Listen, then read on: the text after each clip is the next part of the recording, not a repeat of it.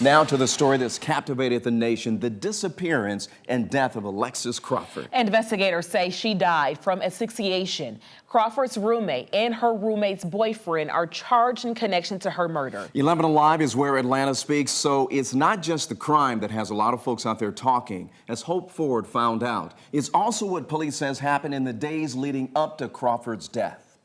This is Atlanta Police Chief Erica Shields at a press conference the day Alexis Crawford was found dead. While a motive has not been clearly established, the department did take a police report from Alexis Crawford on October 27th.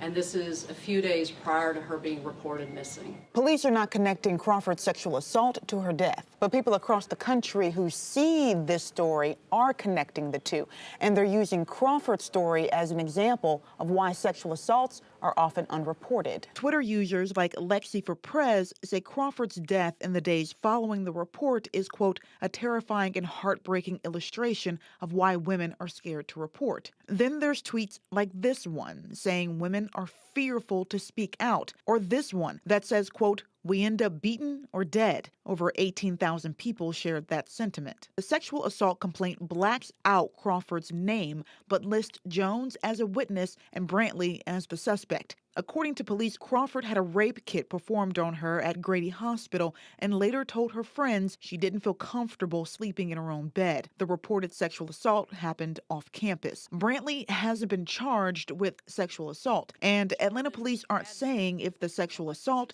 is part of their murder investigation. Statistics from the Department of Justice show only 20% of sexual assaults against female college students are reported.